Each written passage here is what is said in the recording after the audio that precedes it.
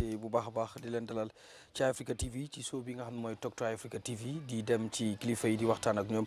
ni ki niñ koy defee tey jile ñu dalal fii koo xam ne itam kenn du ko président Gambien si ndax xam nañ ko ci di xeexal réew mi muy Madi Jobarteh tey moo nekk suñu gan ci Talk to Africa TV moom la ñuy waxtaanal dinañ waxtaan lu bëree bëri ci réew mi waaye laata ñuy dugg ci yooyu nag faaw ñu xamalee Madi ak ñi nga xam ne ñooy askan wi seetaan Madi nuyu nañ la am mbégte am la tey fii ci Eyeafrica TV. jërëjëf kontaan naa seen ñëw bi te fay naa la nuyu naa sa ñi seetaan tamit ñuy déglu waaw. jërëjëf fu ñuy starté xam nga ñu bëri bu ñuy déglu Madi xëy na dañuy waxtaan ci issue of the nation comme fii xew wala tolluwaay ba tey balaa ñuy àgg si loolu dinañ ci dugg bot dañ bëgg a xam kan mooy Madi Jobarteh ñu bëri xam nañ ne activiste la mi ngi xeex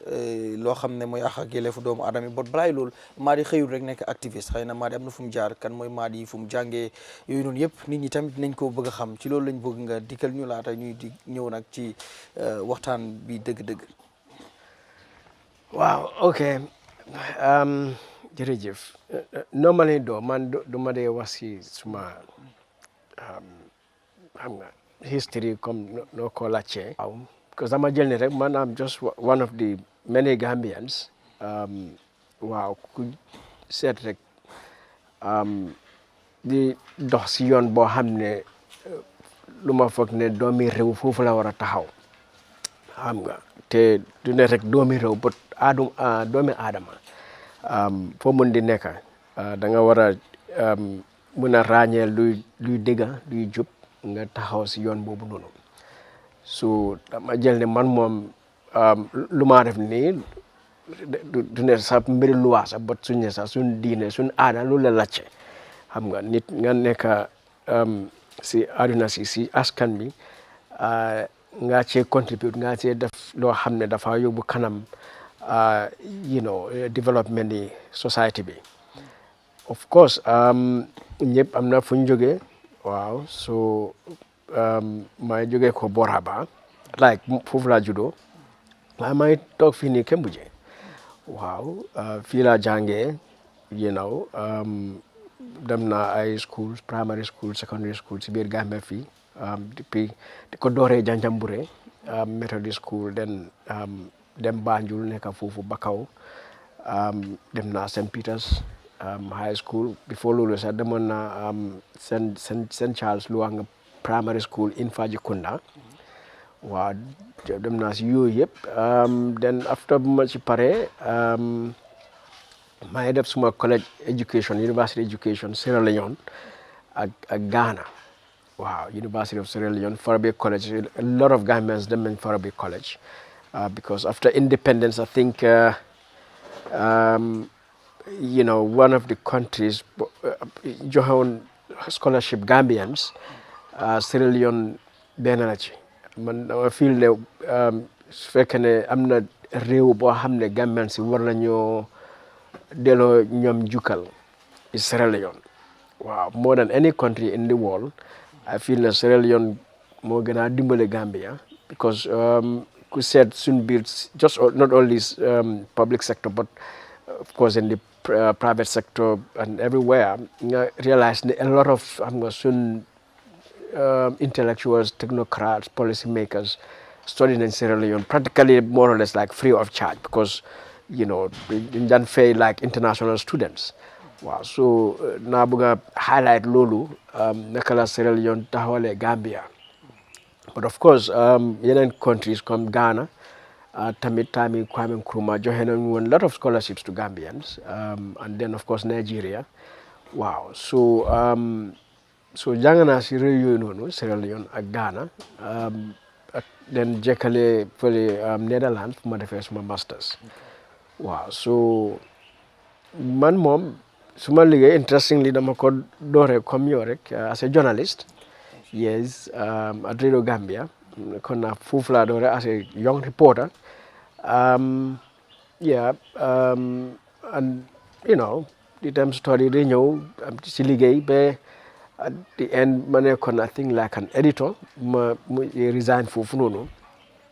and then since then nekk si civil society bi Wow, I think maa ngi fa génn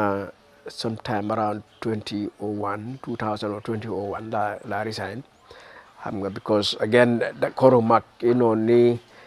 ñu regime bi the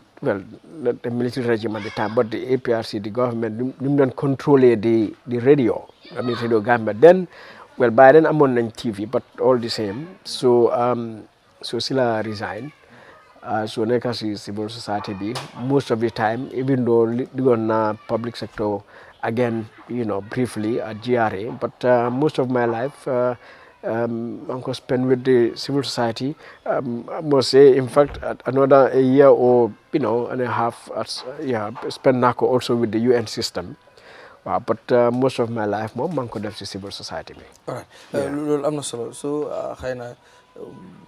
dinañ ko laaj dina am jox na ma ok li nga explain nii leer na but kañ la Madi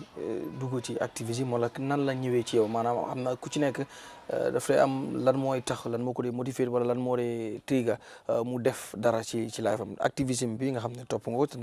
du ñëpp ñoo ci dee dugg parce que am na ñu dee wax ne boo ko fi toppee da nga dee tareel sa bopp rek ba daanaka am na ñu dee jëlee am na ñu ko jàpp itam nag ne lu ñu war a def la Madi lan moo ko motiver ba am dugg ci activisme. Well, so you see, there's a misunderstanding. See, the suñu activism. It's like nit yi dañ ko jàppee ne like dang see duga place la dang see dem as if so dañ na appoint or as an activist no I think it's important ma leeral foofu noonu. Okay. Because man you know activist man I don't call myself that even though the idea of activism so activism or an activist is somebody ko xamne dafa taxaw pour justice jub diga human rights si fana yeb du ne human rights comme normally ñu dé fokk moy human rights like civil and political rights of journalists politicians but the environment anti-corruption so it's about ko xamne dafa yëngu rek di ci wax di ci taxaw in many ways pour gis ne yooni loi bi taxaw diga taxaw ak jub now ñi dee yëngu si loolu eventually like I'm active for justice so activist I'm active for the environment so environmental activist I'm agitating for women's rights, women's rights activists. So some maybe, of course, could say anyone, activists, you may point to a point in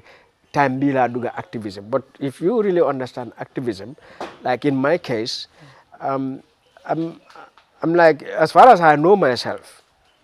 from a child until now, I just stand for what I believe, what I think moy diga, moy lu jub, moy yoon. Whether it's in my family or my community or within my friends or Manekon school or anywhere, even as boys playing outside on the beach, mbiri comme di jaay doole di bully because of the boys di ku nekk di bully di sàcca di fen I stand against it. So kuma laaj kañ nga door activism in I don't know as far as I know what I'm doing today nekkul ne teel a door or last year or 2 years ago waaye xam nga it's something that is a path that si la nekk daal ever since. Okay. But to highlight the point ne nañ ñu stop di gis activists as some ay nit ñoo xam ne dañ leen appoint or I don't know ñoom ñoo ci dugga non nañ start di gis activisme ne ñëpp dañu war a nekk activiste even président bi sax dafa war a nekk activiste mooy ne ñëpp dañu war a taxaw gis ne dëgg ak jub luwaa dox xam nga ñu génnee fii jubadi all right ñu génnee fii jaay doole ñu génnee fii sàcca ak yu noonu te du ne rek lu government di def but luy xew si private sector bi si civil society but again luy xew sa kër make sure sa kër dëgg nekk foofu noonu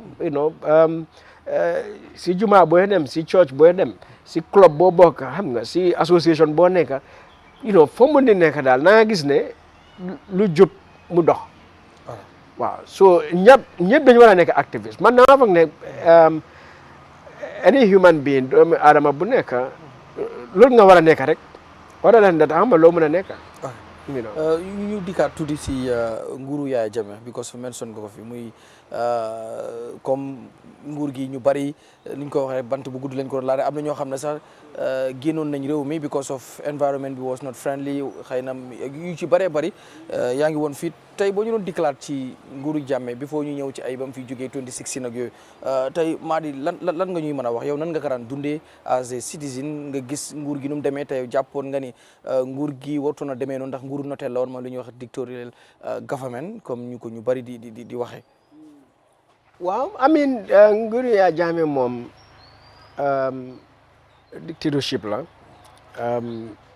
comme ni ko yëpp jàppee woon so that suñ demee si beginning bi like 1994 I think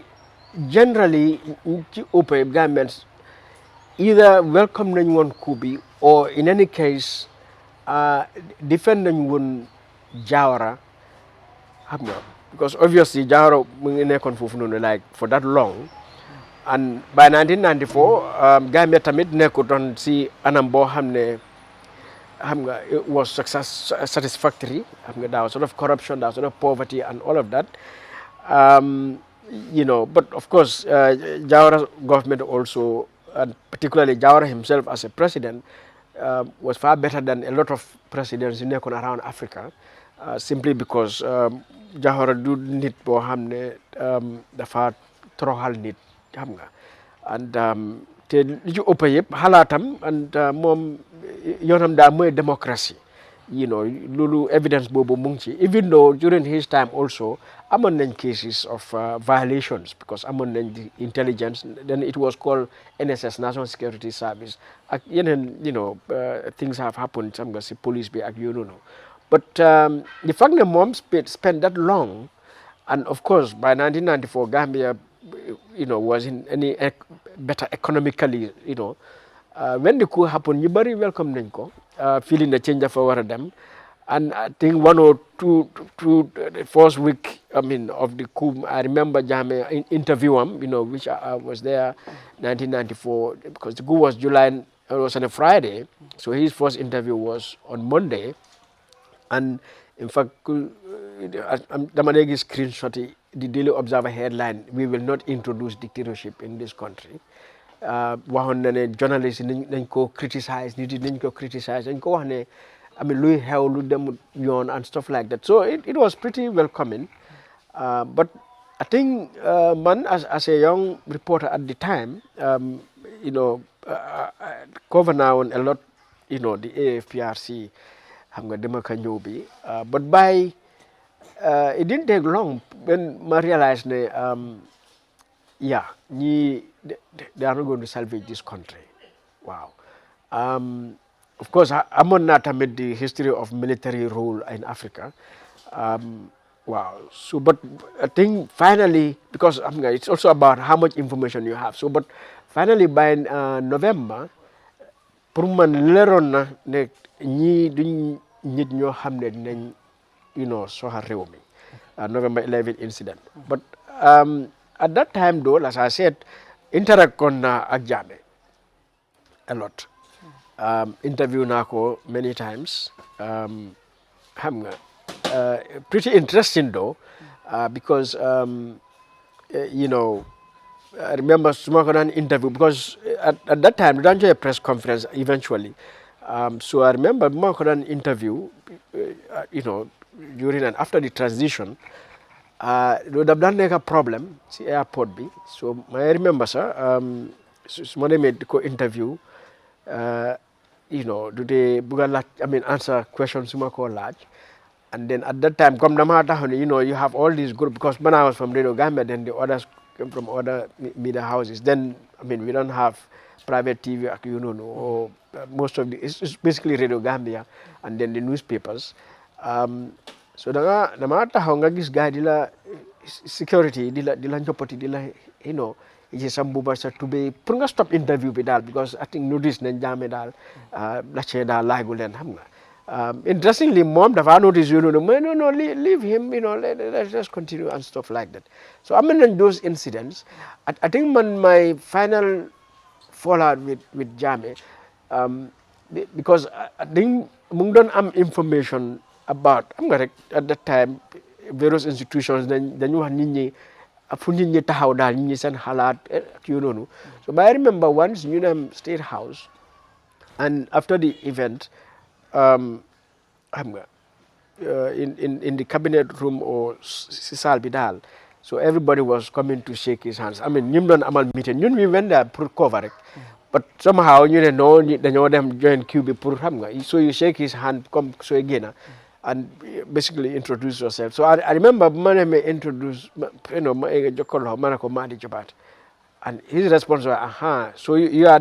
Madi Jobarteh." So I was like, "Okay, what does this guy know about me?" But finally, I think we fell out because April 2000 happened. The student massacre, and again they set up government. Spokespersons committee, ministers. So you a press conference, I think was at the Minister of Interior. And I remember that I'm with the ministers because the way they organized it, then FJC was the director of press. Every media house, one question on your lache. So when all the ministers said all the things they say, every media house, one question. So, which I found to me, that was very bad. So interview BJ, press conference BJ. Then the president or of GP was Demba Ali Jao, yeah. And the Secretary General was another government journalist, so Babukar or Modlamin. So it's a government journalist based in the UK now. So madam, to complain to the man, look, I think we need to confront FJC because this interview, press conference, the way he conducted it, will happen after the new GRTS, and then it will be like what these journalists, how can they only ask that question and not that question? So it's like they are using us to send propaganda because and then you can ask only one question, and people have a lot of questions, haven't they?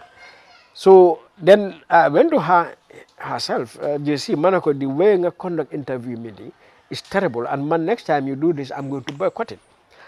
So apparently, Lolo Neka show because then there was this Minister of Education or maybe can't remember the name. So we had push and pull there, not knowing actually that matter went all the way to the cabinet. So there was a cabinet meeting. So when I was in Banjul, I went back to Radio Gambia, Purhamga, submit my story. Only to be told the Director General of GRT has wanted to see me. So, madam, okay, to see the guy. So, madam, all the Director General could tell me, who was Tombon Sedi at the time, the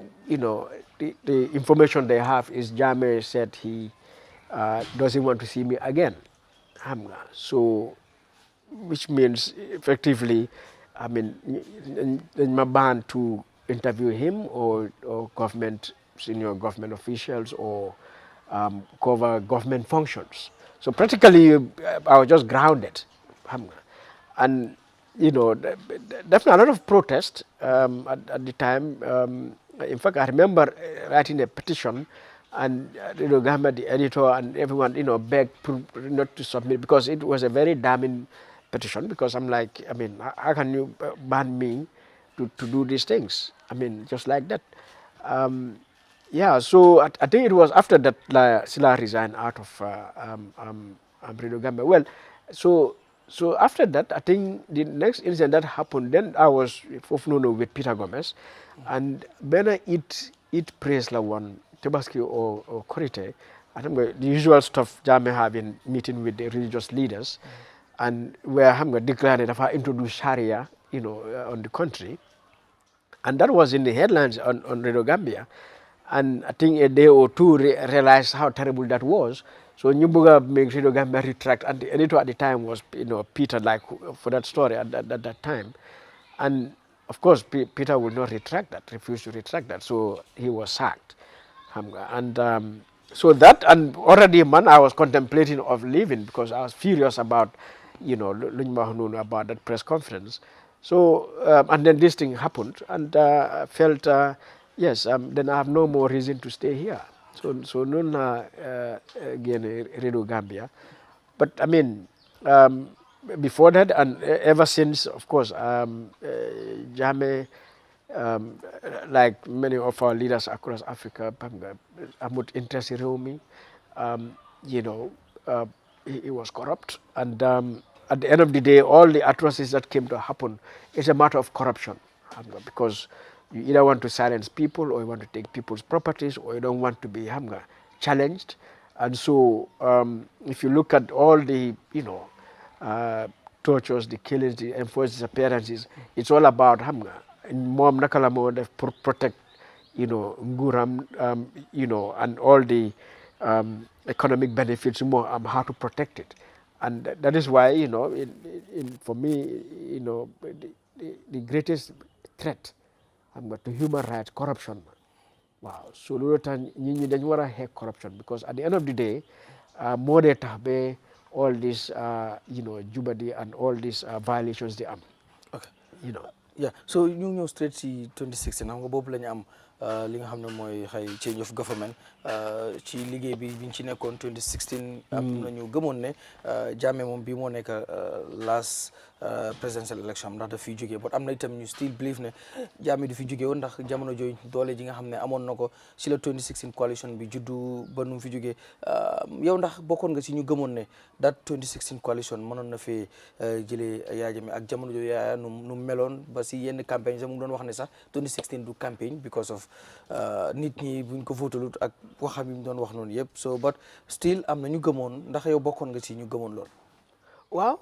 in fact man gëm naa ne Jammeh mënoon nañ koo génnee si réew mi depuis 1996 or 2001. Waaw. By lu ñu def rek in 2016. It is not strange. I mean,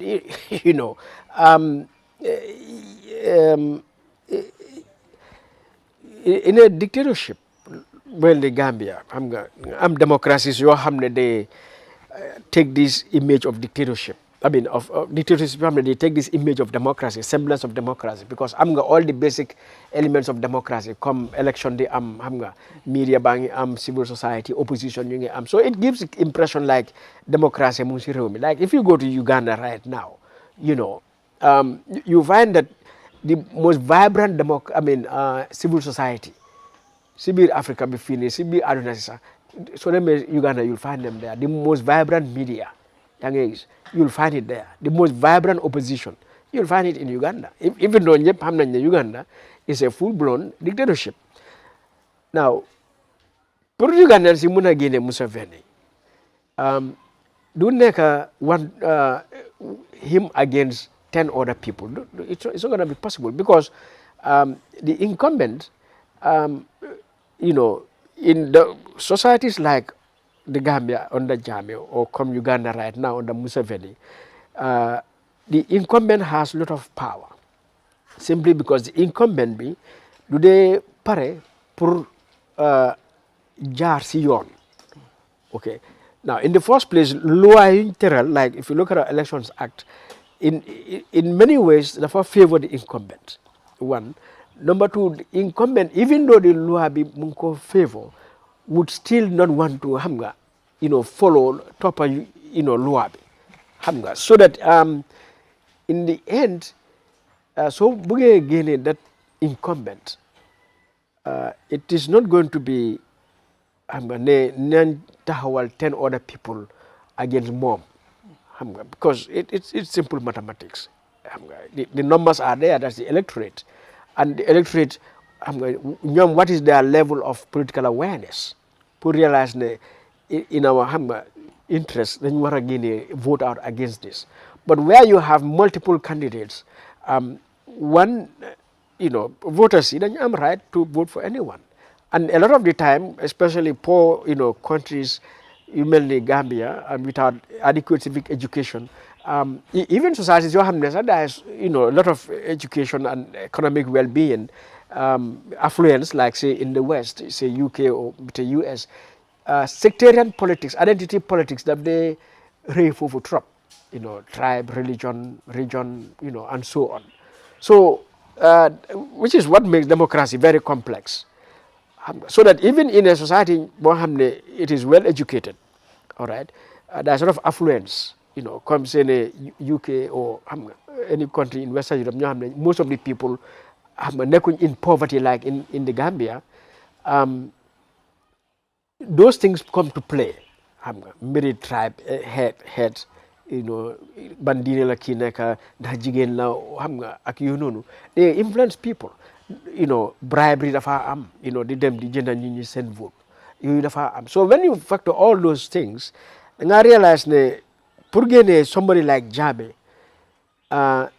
du mën a nekk him against 10 other candidates. Dina always am the advantage. So the only way out is all the 10 ñoom ñu bokka taxawal benn nit against him 1-to-1. Loolu is not required science. Yes. So man, I feel that if 1996 jëloon nañ that approach, because military rule would have done end in 1996. So you could jëloon in 2001, you would have ended it there. So you could jëloon 2006, you could Jammeh jëloon na CP 2006. But you talk, even though opposition made them attempts, 2011, for example, ñu gis naka lañ divided seen bopp nga am lu ñuy wax United Front, Doy and other parties, I think. Then nga am UDP led coalition feneen. And that year, in fact, sila Jammeh sila leen gën a dur in elections than ever, because if I could recall, amoon na up to 72% of the vote. So look how 2016, which they attempted to do 2005 when we formed a NAD. Yeah. Wow. It's obvious. Luñ def 2016, suñ ko defoon even 1996, ni kon jeexal na ñoo Yahya Jammeh long time. But defuñ ko because the political parties also, and which is a problem fu nekk. So demee Uganda am nañ waaju ku ñoo wax Kizza Besigye, xam nga moom it keneen la koo xam ne over the decades moo nekkoon the main opposition to Museveni. Xam nga dóor na ko, tëj na ko, dem na sax ba bunti këram sax dafa teg checkpoints seet fu moo dem kuy dugga ak génn ak yu noonu. Xam nga ba kooku màgget na léegi. A young boy léegi moo nekk in the forefront ku ñëw Bobby Wine. yaa gis but the fact ne ba léegi mënuñoo create that grand coalition, it will be tough pour mën a génne somebody like Museveni ko xam ne is there for decades. So Gambia tamit it was the same. Now why mënuñoo form that coalition since 1996? Talk bad 20 years later in 2016, simply because again it raises the question, politicians see lose an interest. Lu leen itteel ndax am nañ commitment to democracy bu ñoo wax, ndax am nañ commitment to the Gambia pour gis ne Gambia is salvaged. ñu soxal Gambia regardless of ñoom seen interest, ñu mën a put seen personal interest aside, ñu gis rek national interest and come around that. So the inability seen nuñ mënut a def loolu moo tax ba Yahya Jammeh yàgga fii nii. So Yahya Jammeh nu mu yàggee fii in some sense it's because the opposition mënuñoo unite, and that means the weakness of the opposition. So that effectively it means the opposition bi rek ñoo tax ba Yahya Jammeh toog fii ba at that time. Because when you have 2016, why didn't they do that in 2021? I mean in 2011 or better 2006 and going well back. So loolu is something people tamit war nañoo bàyyi xel. I know suñu waxee 2016 naa de dégg a lot of narratives but I think ñun as citizens dañu war a begin to question suñ political parties, suñ political leaders, so that because I listen to all sides and everyone beating their chest and trying to show us like the great work that they did. But new citizens in Nigeria, why did definitely 2011? Is that definitely go 2001? Is that definitely go 1996? So I think, and that explains why they can be many, because also as citizens, they jail for granted our leaders, because we all belong to political parties. We have political leaders. We revere them. We don't want to see anything opposite. Question, and stuff like that. Why FLC is not like that? Political parties, governments, there are governments. Government lañ ñoo xam ne jëlaanguñ nguur gi political party leaders ñëwuñ fii nekkuñ like suñ savior ñoom it suñ ay mbindaan lañ comme président bi ak ñi liggéey si nguur gi dañ am idea dañ am xalaat dañ gis yoon boo xam ne fii ne mën nañoo jël yoon bi si yoon boobu noonu soxal ñu fine waaye loolu minute ne therefore ñun duñ leen war a challenge o ñoom si yoon muñ taxaw rek si xalaat buñ am rek dafa baax loolu yëpp explain na lu tax ñu ngi 2016 ba nga dégg ñi di wax ne ñi ci gëmuñ woon 20 nañ mën a génne Jammeh non I mean ku xam politics ku xam àdduna si nu mu nga xam ne mën nañoo génne Jammeh daa si loolu lii da ko xam ne nit ñi suñ paree duñ ko mën a génne waaw Barrow toog in 2017 bi muy ñëw am na yu bëri yoo xam ne yuñ diggee woon la muy ci 2016 coalition bi ab ñu taxawal li nga xam ne tamit moo doon commission muy TRRC bi ak yeneen commission yoo taxawal nañ ko lu jëm ci wàllu security sector reform bokkoon ci loo xam ne tamit ci diggee yi la woon askan wi tam am ñu bëri ñoo xam ne wala ñenn ci askan wi jàpp ne loolu nga xam ne coalition 2016 bi diggee woon nañ ko bañ ñëwee ci Barrow's government wala coalition government bi ak nuñ ko mën a tuddee rek yu ci bëri yoo xam ne gisuñu ko yow nan nga gisee first 5 years yi nga xam ne président Barrow doxal na ko ànd ceeg coalition government bi ndax xëy na dem nañ ba ci biir mu tàmbalee tas ndax am na ñu fa nekkoon ñu fa génn but ci starting bi coalition bi ñu ci bari ñi ngi woon foofu te yow ban gis-gis nga si am ndax gis-gis yi bari na am na ñoo xam ne sax dañuy wax ne coalition bi dafa fail sax Gambien si waaw man wax naa loolu ne coalition leaders yi dañ betray Solo Sandeng xam nga tamit this 2016 coalition duñ ci mën a génnee Solo Sandeng because that protest bu mu def noonu bañ ko téye rey ko then élection or 2 days later ñoom Ousseynou tamit jóg ñu téye leen yooyu yëpp su ñoo wax 2016 foog ñu dooree foofu tamit xam nga change bu ñu gis 2016 du ne rek coalition bi lañ koo dooree ak ñi nekk si coalition bi in a way lu xew 2016 part of struggle Gambians lañ depuis 1994 pour génne lifin bi dafa mel ni by 2016 si la affaire si ñor waaye that 2016 also because mën nañoo compartmentalize put things ay si seen ay box so that 2016 foog ñu dooree tamit si protest yi April bi by Solo Sandeng and then the subsequent protest by ñoom UDP leadership and then xam nga loolu yëpp contribute na to eventually the creation of 2016 now when this government jëlee in 2017 man nu ma ko gisee daal ñoom dañ enter government already with a betrayal in mind xam nga one nuñ set up the coalition for me was faulty baaxutoon and the MOU for example boo xam ne in fact jotuñ koo sign all right waaye amuñ woon that commitment pour jaar si yoon ñu MOU bi mu teral o eventually yoo xam ne ñoo nekkoon si manifesto Barrow 2016 amuñ woon yéene boobu noonu pour make sure yooyu taxaw so that man if kuma follow you realize that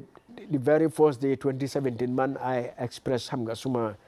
disagreement with the coalition because MOU bi nu wax ne nu ñu war a create for example the cabinet jëluñ yoon boobu noonu xam nga eventually la liga Barrow xam nga gars yi ñoom it di wax ne Barrow call na Dabo or bite call na Halifa or call na Sidia ne place bi la laa jox and stuff like that and man dama feel ne at that very moment comme call da nga waroon a génn si askan bi xam nga ne leen ne Barrow daf ma call pour def ma ministre te lii du luñ agree on all right and luñ agree woon mooy process bii nii si MOU bi waaye ne moom mooy call nit ñi di leen wax ne dama di def ministre and stuff like that no because dañ amoon lu ñoo wax coalition executive committee fu yenn decisions war a jël so yow set up leen that committee just Barrow moom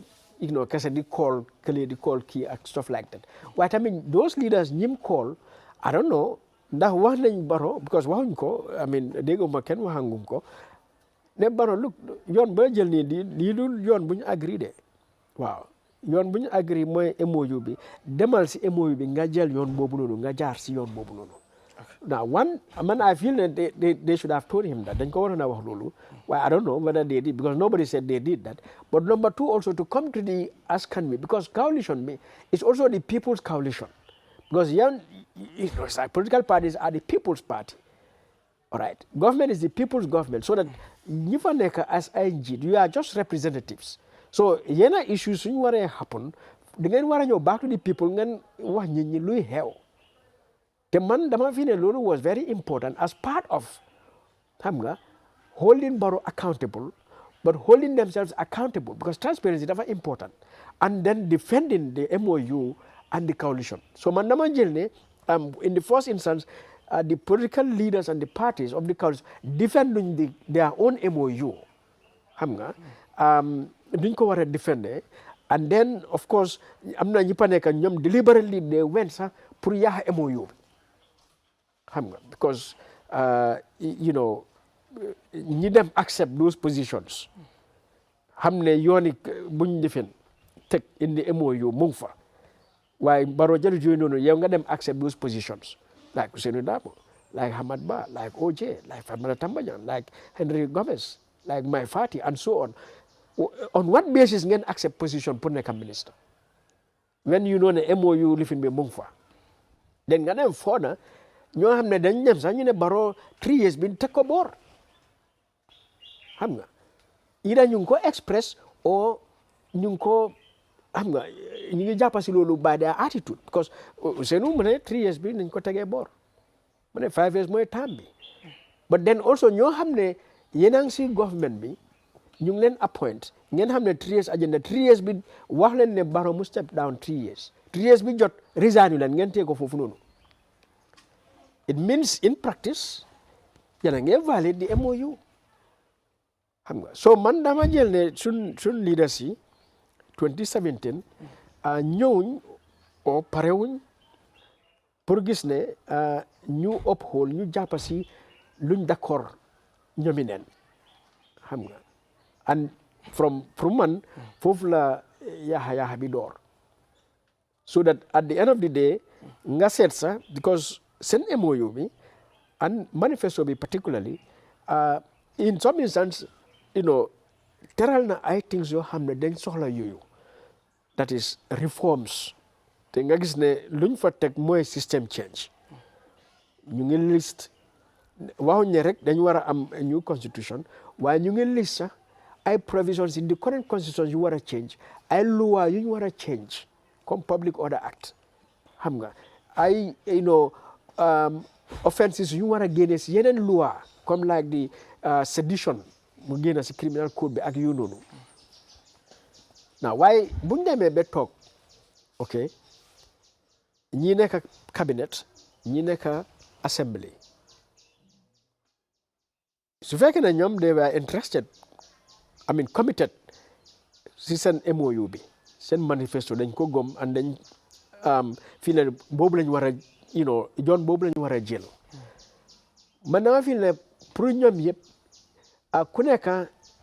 individually and also collectively da nga am responsibility pour gis ne MOU bi ñu implement ko manifesto ñu implement ko so that collectively what is expected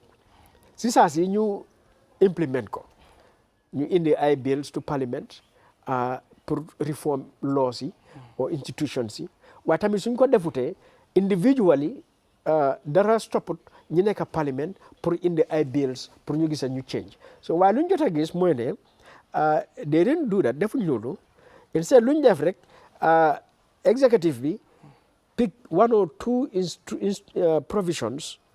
ñu indi loolu parliament to change like the age of president ñu change boobu xam nga which included the age of judges xam nga so that was selfish interest all right because they want to appoint people as vice presidents all right number two ñu gis parliamentarians also in the another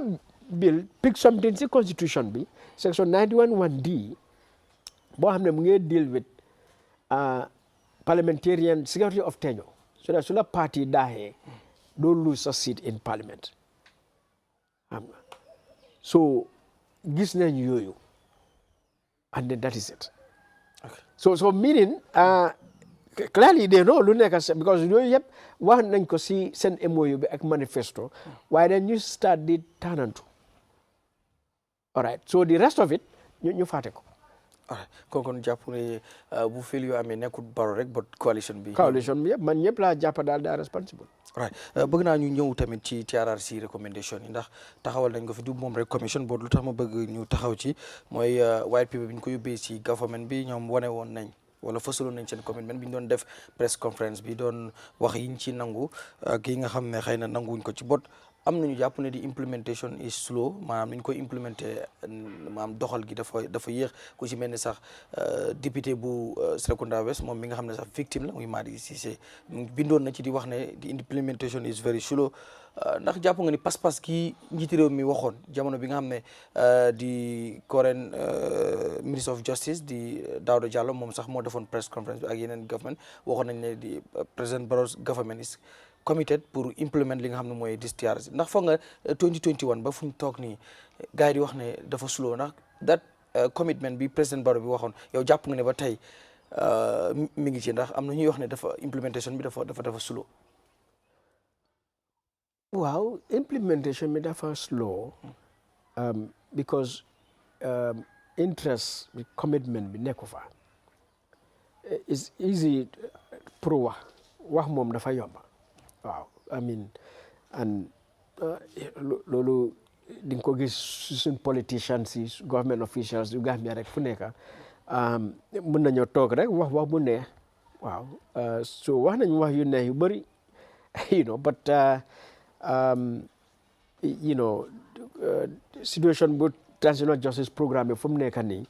whether it's legal reforms or constitutional reforms or security sector reforms xam nga or institutional reforms generally civil service reforms and not just reforms but also to gis ne yeneen practices yoo xam ne yoo daan dox time dictatorship to make sure those malpractices yëpp génna whether in government, central government, local government, or in terms of law enforcement, policy nu ñoo doxee. So at the end of the day I think comme ni ma ko waxee I think ñii dañ toog immediately ñu realize ne changes suñu war a def bëgguñ koo def because at the end of the day ñu ngi am ci benefit, all right, and so they are no different from Jammeh, so dañ bëgg a rek toog as long as possible xam nga and benefit anything and everything luñ mun a benefit out of the Gambia xam nga so situation boobu lañ tollu so that since TRRC recommendations were submitted there are things you can do yoo xam ne jarut laajtewut xaalis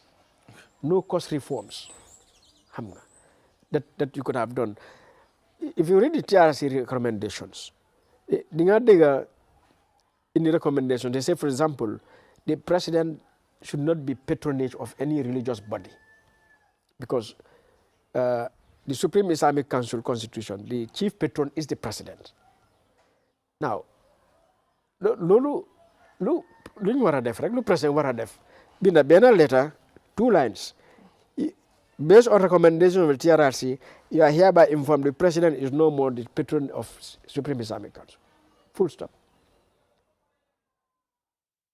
loolu xanaa essence bu ñoo jël de yóbbu letter bi from State House ba Supreme Islamic Council Kanifing so yooyu mun ngaa def yooyu now yaa ngi am checkpoints yu dul jeex seetal checkpoint bi fii Kembuje remove them xam nga and resources bu nga invest in those police checkpoints invest our resources yooyu in creating smart policing to guarantee security better. You are no cost that you could have done. Yes. I mean, there are a lot of individuals because one dañoo génne 40 individuals. They named 40 individuals yoo xam ne dañoo war a génne ci civil service bi because xam nga they were mentioned xam nga ci TRRC bi. Now, Minister of Justice waxoon nañ ne dañoo génne ñooñu waaye ba léegi nii there's no announcement ne ñii lañ génne xam nga. And loolu tamit is no cost. Binal ñooñu ne leen based on charity recommendation, you are out. So if you go through charity recommendations, you get first recommendations, But tamit, reparations. I mean, for how long? Now jail. Now somebody mun not talk why that country or this country, 20 years, they're jail and so on. No, doesn't mean that you 20 years. Liberia, I mean, after NB boom ended 2003, I mean, legally you start this sort of a truth commission, for example. I mean, a tribunal. All right, but I mean, if you look at Truth Commission recommendations in Liberia, the guy is the concern you make a president in Liberia. According to those recommendations, you are a president. So it's like you fee am na ñoo xam ne ñu ngi jàpp si public office ñu ngi am place suñu waree su fekkee ne commitment am na pour implement recommendation ñooñu war nañoo téye place si nguur gi xam nga so loolu lu ma wone rek mooy ne commitment bi nekku fa te xam nga you can sit here tamit ne waa dañoo xaar ECOWAS you want to do with ECOWAS and AU fine but nothing stops ñun man loolu wax naa ko depuis 2016 one of the first things I raised in 2016 mooy di create a truth commission but also create a special tribunal te ñun we are a sovereign country mën nañu ñoo set up a special tribunal and try people because we are a country of law. So even this idea, so in the Jammeh fee, the far create, tension and stuff like that. Now it's theoretical. Yeah, it's theoretical. It doesn't necessarily mean that's what's going to happen. Okay. So I feel the Truth Commission recommendations, by now, we're going to achieve a lot more. Why political will be, more for nekot, and the evidence of Lulu is very clear because eventually, dictatorship enablers, man 2016 December, might be to the coalition leaders, to Barrow himself, all right, and I published it about forming a cabinet, all right, cabinet or not to put in your cabinet, all right, and one of them is Jammeh ministers, we don't need them in our cabinet. Now, Barrow himself, in 2017, you got an interview, Solahud can from Jammeh's ministers because, put in the cabinet. Now, if you bring Legi nga talk, nga face as a cabinet with those people, nga face as service chiefs, they were critical enablers in the security sector and other public institutions. How can you have change? It's not possible. So, and then get them further, they make alliance with the APRC. APRC, leaders, they then put into critical state institutions as speaker and deputy speakers in parliament. Now, then it means that you don't transitional justice. So who said the setup of this government, Nino associated and everything, the recommendations either don't implement at all or they implement half and half and in a way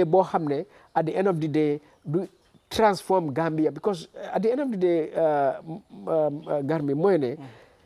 the whole idea about the transitional justice process, about the never again, about the TRRC,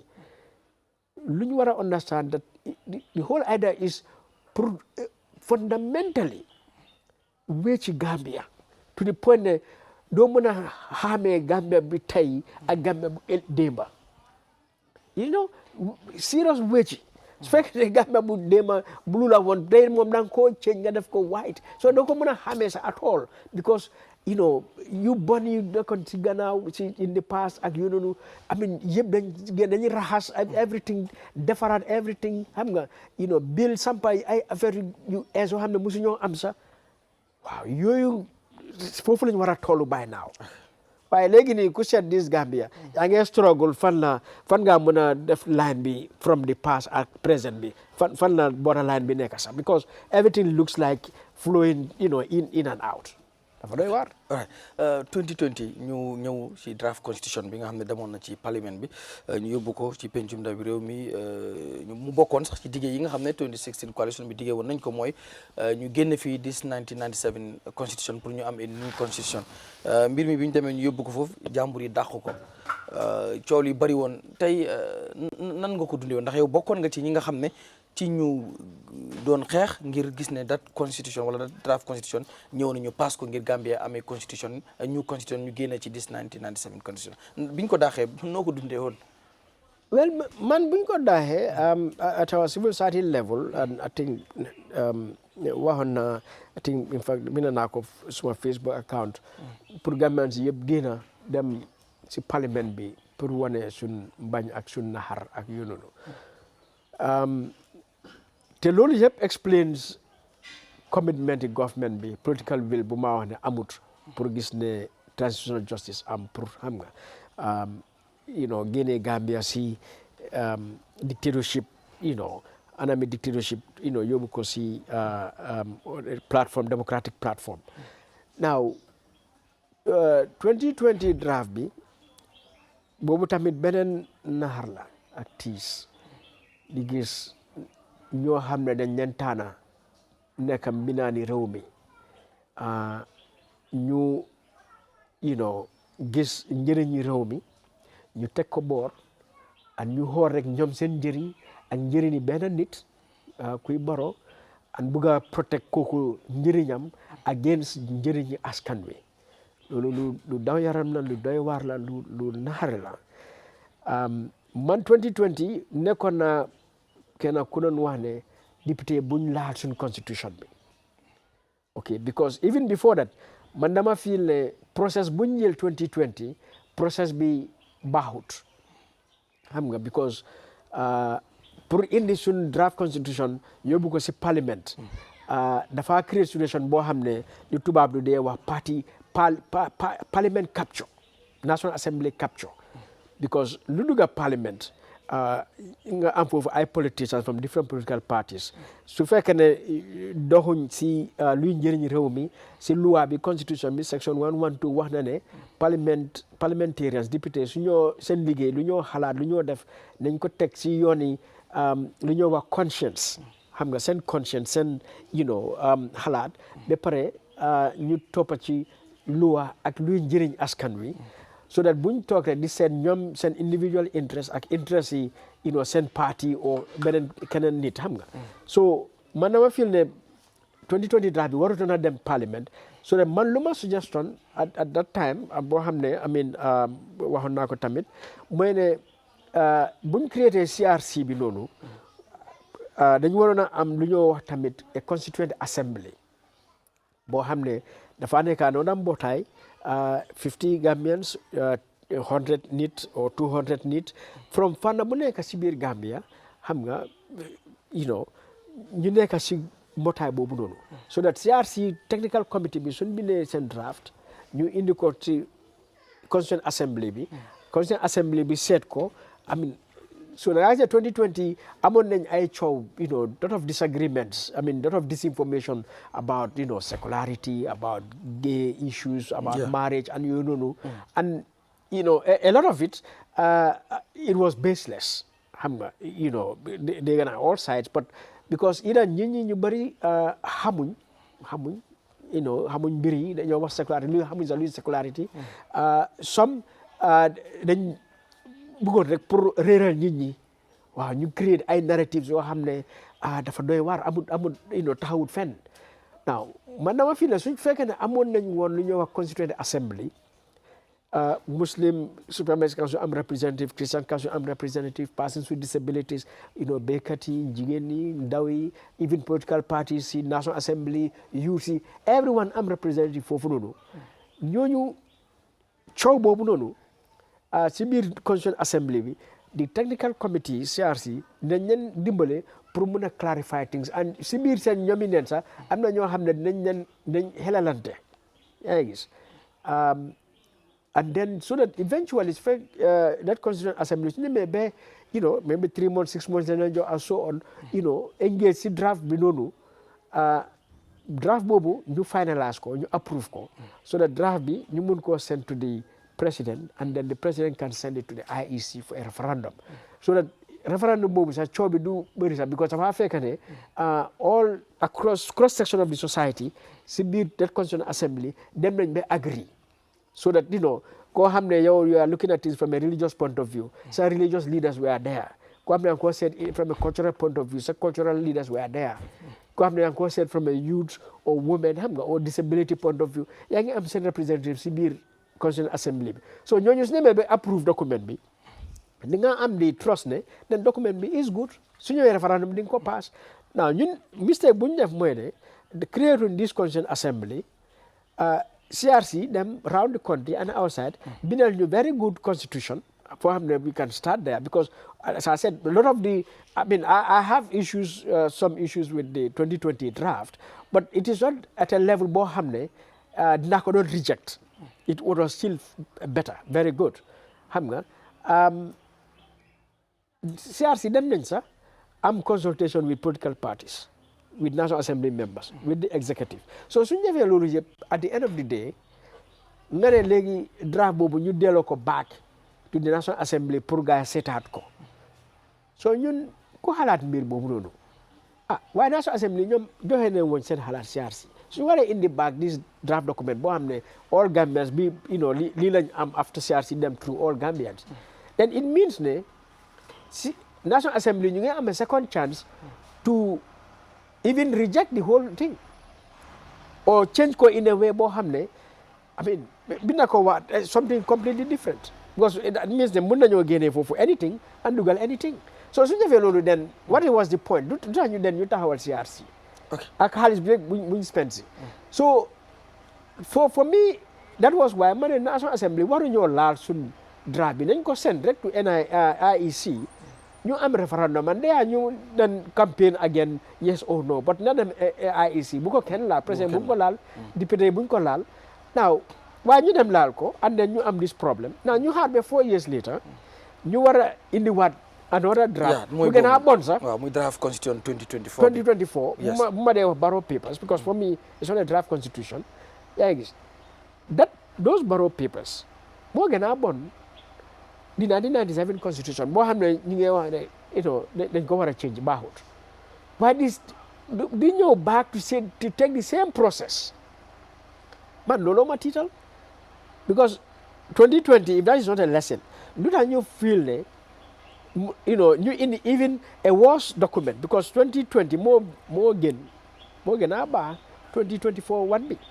so ak nu mu mënee noonu nga bëgg mu dem back to the parliament at a time boo xam ne parliament is more divided xam nga because yaa ngi am UDP fële ñu ne xam nga ñoom benn dot sax soo ko si génnee bokkuñ waaw yaa ngi am Northern Alliance people ñoo xam ne ñoom ñu ngi busy seen Yahya Jammeh constitution boobu noonu 1997 constitution and then the other independents are there and NPP amuñ majority so how do you think naka la ñoo def ba ñu mën a am consensus on this 2024 one so mu ngi mel ni either because government bi dañ bëgg a am constitution dañ bëgg a rek 1997 constitution mu nekk fii so that ñu indi lu mel nii yóbbu ko si process bi nii so that mu fail su failee ñu ne waaye ñun dee def nañ suñ warugal dina nañ constitution yóbbu nañ ko fële so ñeneen ñoo responsible o maybe lu ñoo xalaat mooy ne nañ am agreement ak ñëpp waaye den constitution buy génn ci agreement boobu noonu dafa nekk very very poor quality constitution because fu UDP ak NPP and North Alliance and all the independents fu war a agree on something lu mel nii then that is going to be a very bad document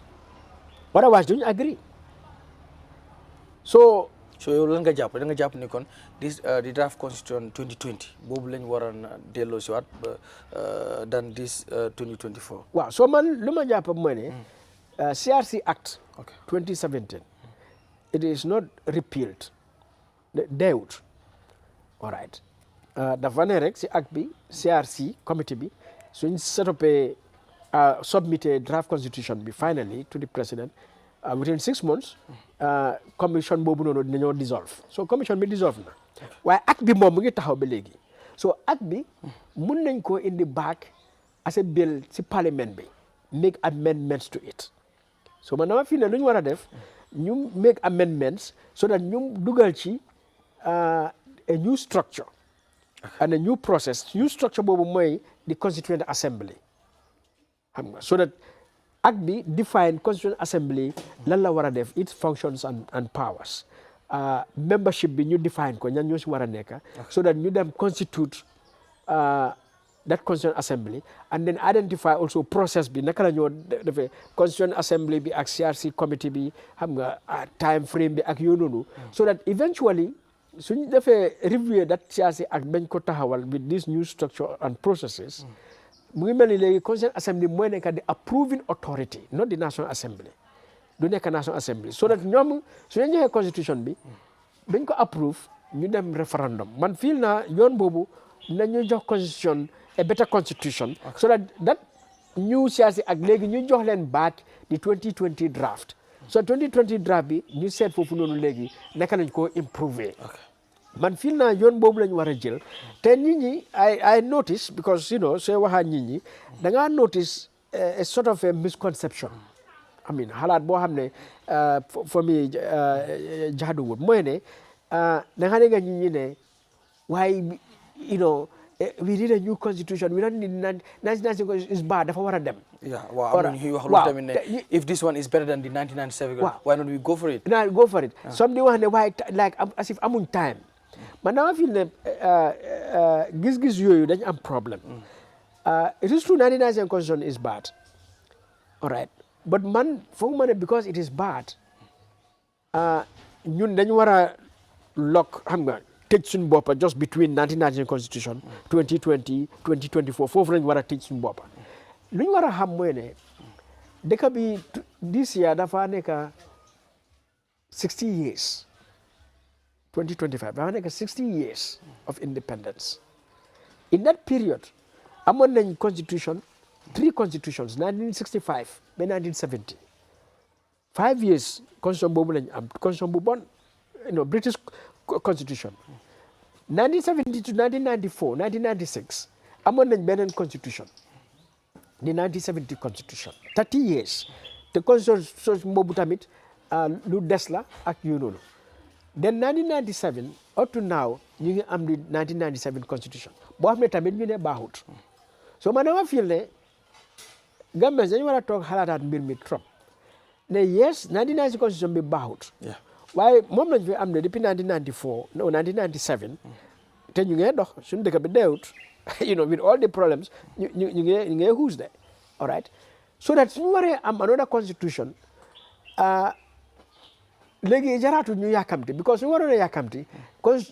constitution bi dañ ko waroon a am even before 1994 man dama feel ne 2017 one of the first things ñu war a def mooy ne ñu make sure ñu am new constitution and one can say yes government bi they created the CRC Act 2017 the first year all right 2018 ñu door liggéey so dañu waroon a am constitution 2020 the moment we lack that opportunity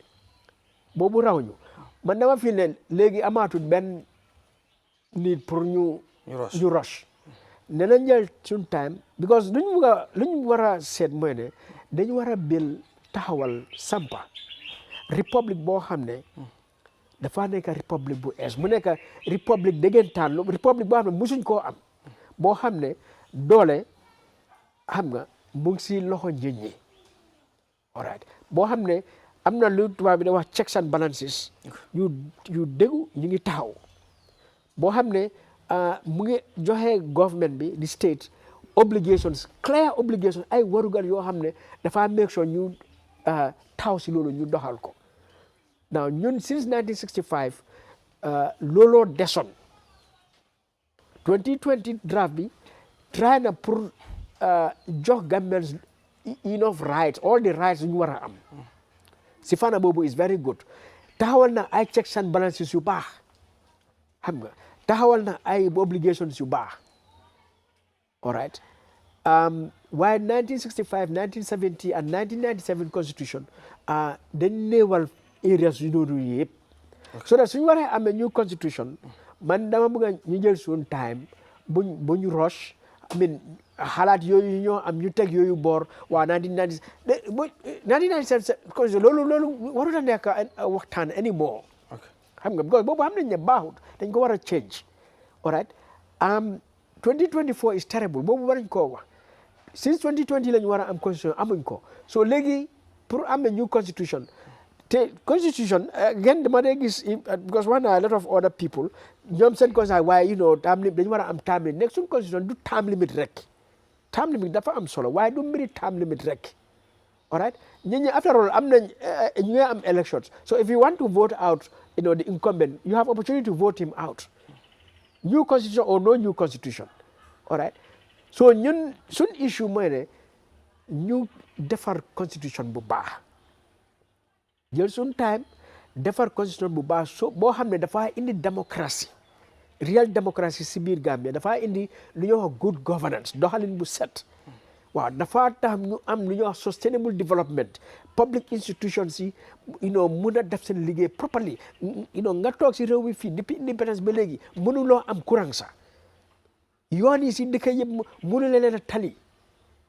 amuloo street lights jànga wérgu yaram everything you know because public institutions yi nekkuñ di liggéey lu ñu war a liggéey all right citizens yi xamuñ seen rights ak yooyu noonu you know but nen de rek gars yi defuñ seen liggéey aussi si xamuñ seen rights si loi yuñ am constitution buñ am you know setu I mean def set naka laa ko waxee deful yooyu ñu set ñu leer as much as possible so suñ constitution si dañ des so man what I will tell Gambians mooy ne nee nañ jël suñ time ñu make sure ñu bind a proper constitution and political leaders yi ñu am that political will ak commitment to gis ne ñu am that kind of constitution. Thank you noo gisee xam naa damay jógee ci mbiru constitution ñëw léegi ci local government commission bi doo ba tey mu ngee dem jeexagul bot liñ nekk di gis comme révélation yi nga xam ne mu ngee am ci biñ ko starté ak léegi ñu bari ñu ngi ci tax na askan wépp tàmbali ci di si wax am ñu bari ñu ci bil sax interest ci lu bari ay njuuj njaaj ak ay xaalis yoo xam ne ñu ngi koy tuumaal wala ñi nga xam ne ñooy ñëw sax di testify ñu ngi koy wax yow noo ko gisee ndax biñ koy set up coow li daf ci bari woon ñu bari ak gis-gis buñ ci amoon soo léegi nekk ni dem ak coow ban gis-gis la ci Madi Jobarteh am. Well, first of all, I think local government commission bi ñu ngi ko set up si tubaab di ñëw in bad faith. I think it is very clear that you know local government commission bi was an instrument pour war a target you know the opposition local government authorities. All right. Man loolu laa gom su ma setee setup bi sax you know some of the commissioners yu ñu fa def I mean they are partisan xam nga joxewut ma that confidence that trust ne this is an impartial commission pour war a def liggéey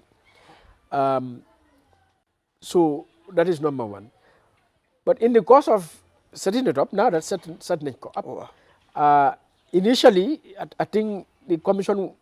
I think na seen time period was like 3 months or 6 months, if I could recall. Yeah, first give it 3 months long, yeah. So legi I think warna neka 3 years de. Legi mungedam de personal 2 years or so. So which raises the question there. One, it was set up in bad faith because you think that they had them targeted like pour expose other people. So which means that you know technically, legally, maybe also you did not set you know the terms very well. Because otherwise you wouldn't have said 3 months or 6 months and then after mu ngi dem 1 year 2 years am nga léegi mu ngi utali 3 years so loolu is an issue but to say ne at the end of the day Number 3 is to commend the commission. All right. It may have been set up in bad faith, but the performance of the commission has come out to be, very, very good, especially the legal team. The way they are interrogating these issues, at Louis Yip. Now, Louis Yip, as my 4th point, Moine, surprise Zuma. Yeah. There's corruption, abuse in the local government system. No, what a surprise again. Gambia man sometimes I don't know, not doing by hell or something. So new surprise all the time. Some people go in 2016 na hell. I mean, of course, it's a baseless argument. So similarly, need to live in express shock. Now maybe okay, follow. Why come man? The policy and development process of the Gambia over the past 30 years. But surprise, and it comes back to, I think, Lulu. The state of the Gambia is scam. It's a fraud. Because since 1965, when we set up this state of the Gambia, when we gain our so-called independence, the Nino occupied the state. All right. Then Nino talk like colonialism, you for one. You banner the reforms necessary because colonialists you set up these states because Gambia government was created by the colonialists. You could set upon, then you could set up for the interest of Britain, Tubabi, not for our interest of our people. So that when we gain independence, so you were talk in that state, then you want to change the very foundations and pillars, the functions, the powers, the objectives, everything of that state, so that you have got a true instrument bo xamne bu ñiñi la ak pour ñiñi la. Well, ñun nak failure bobu lañ def since the first day of independence, so that eventually ñi fa talk, they began to, maintaining all the jumtukaay, loi, institutions, everything, the culture, the practices, you fa nekkon during colonialism, ñu maintain loolu yëpp. In the end, the state léegi du njëriñ tubaab bi or Britain dafa njëriñ ñi ci toog as the officials. So ñun sun state bi since independence noonu la mel. Loolu tax nga dee toog ba tey jii nga gis loi 1933 Police Act, Criminal Code 1944, loi yu bari yoo xam ne depuis ñu ngi fi ba léegi change leen. Public Order Act change leen, So what that means is the state bu taxawoon by the colonialists ñu am ko ba tey jii nii state boobu defaruñ ko pour mu accountable to the people, pour muy feeñal to the people, to be transparent.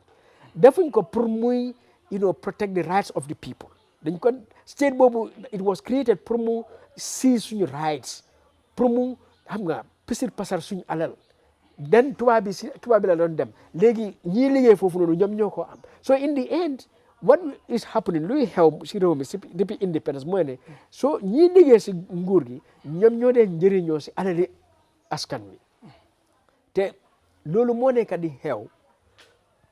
until tey jii nii so that local government commission bi di expose mu ngi confirm ne sun state noonu la mel. It is only for people ñoo xam ne ñii liggéey foofu. Seetal audit latest audit report bi bu génn IEC. So loolu yëpp tamit man surprise uma because may wa Gambian si dem leen ngeen read Jammeh commission report. So read Jammeh commission report nga xam ne sun state is a fraud because Jammeh dafa toog binda kayit jox la ko nga dem central bank withdraw millions naka la loolu mën a xewee te sun state bi noonu la doon doxee ba tey jii nii create ay accounts you can xamut yaa gis bugga moto buñ bugga ñu jënd ko c'est OIC nga dem jëndaan 89 vehicle $12 million si vehicle like loolu how do you justify that honestly but because the nature of sun state melokaanam noonu la mel dafa taxaw rek pour ñi see liggéey ñu njëriñoo te di moo sa place bi mag di moo ngay am moo njëriñ xam nga so luy xew si local government system bi man surprise uma luy xew foofu mooy xew IEC mooy xew Pura mooy xew NAWEC mooy xew Gamtel mooy xew Ports mooy Ministry of Education Health State House Gambia National Army Gambia Police ñooñu yëpp soo leen tegee fii commission yi nga dégga it's the same so system change boobu until ñu am ko that new constitution mun taxawal ñu a proper republic no I mean set up any commission da nga seet read al national National Audit Office Auditor General's reports of government accounts just read it Gambia da nga shock how ñu ne dañoo jënd ay moto ñu fay millions of dollars yi benn moto ñëwut o dañoo jënd ay furniture ñu seen fay millions of dollars yi instead of 10 furniture only 2 furniture moo ñëw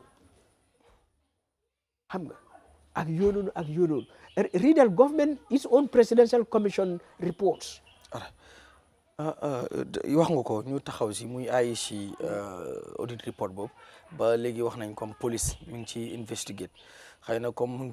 ci yoonu investigation duñ ci xóotal but bi nga déggee lool bu ñuy wax ne am na yenn ci ay xaalis yoo xam ne ci account ni returning officers yi foofu lañ ko def mu doon loo xam ne ñu bari daf leen choc ñu ciy wax yow noo dundee noo daagesee xibaar boobu noonu. Well, comme ni ma ko waxee one I'm not surprised because xam naa ne sun state and its institutions like IEC nuñ taxawee si lii lañ mën a nekk so this corruption is across so I'm not surprised but I'm concerned waaw concerned na ma trop because IEC dafa am solo trop and elections are very important and if election officials can be corrupt xam nga in this manner man raise na the question therefore how credible xam nga our elections suñ elections yi ndax jaar na si yoon xam nga because money sooy dugal si those decision officers and accounts for what xam nga now accounting for them so therefore waxuñ xaalis boobu pour luñ ko defee luñ si faj ñoo won ne lii lañ si def xaalis boobu pour lii la woon gis naa foofu sax ñoo xam ne ñu ngi leen fee ñu ne and they are not identified ban façon nit lañ so ñooñu ñooñu kan nañ xam nga ba war na fee for what okay so man involved now in elections in this country as civil society lead na domestic election observations in 2006 and su ñëwee si voting day xam naa ne suñ election is free that is on election day du ñoo forcer kenn nga dem vote fale o bul vote fii xam nga o sàcca ay ballot box or stuff ay ballot box xam nga because man observe na election day from the opening of the polls but the counting of the results xam nga and evidence yooyu noonu génn so on election day suñ election is free but xam nga election is more than election day election is a whole cycle election never ends xam nga because all the issues that are happening tey jii nii tey dafa affect 2026 voting day and election dafa am yenn important points comme ñoo wax registration yaa ngi gis so that if you have a situation like this boo xam ne xaalis mu ngi dem to personal accounts ñu ngi indi or appoint people ñoo xam ne they are not even identified ak yu noonu so it raises the question apart from election day lan ak lan xew before that election day loo xam ne mun naa influence change this election and in whose interest and against who yaa ngi gis te dañu war a am IEC boo xam ne not just ñu ñoo conducté election that includes ne ñu ñoo defee registration polling day ñu ko organiser but also ñu ñoo use public resources dafa am solo pour mu leer so that there is no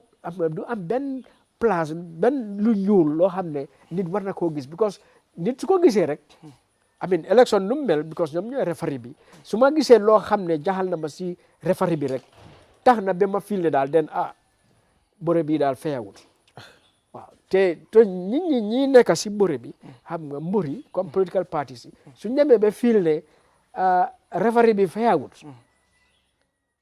loolu moo lay indi election violence loolu indi instability conflict si réew te gis nañ evidence of that fii nii in 2021 UDP and GDC and I think Essa Faal at the beginning challenge ñu ne election bi feyawut okay now léegi su façon result bi nii war a génn okay I mean this audit it brings back that issue ne den xanaa ñii lu ñu waxoon den xanaa dëgg la oo du dëgg unfortunately matter bi demut in the Supreme Court ñu génne ko I mean for technical reasons all right but yeah I mean this audit daal man I mean concern nama trop and in any case finally mooy ne by this audit xam nga this current IEC should step down ñu ñëw ci leneen temps yi gis nañ mbir mi docteur Cissé ak yow ci ñu ngi koy bàyyi xel ci Facebook ak yooyu ba am na kàddu yoo xam ne yëkkati woon na ko jëmee ci yow ba fi muy waxee ne xëy na da nga nekk di mbubboo comme activism comme ci mel noonu but like ragal a dugg ci politique ak yooyu gis nañ itam nga tontu lan nga foog moo waral docteur xëy rek mën a yëkkati kàddu yooyu noonu jëmee ko ci yow. waaw soo xam nga li mooy suñ problème not just Gambia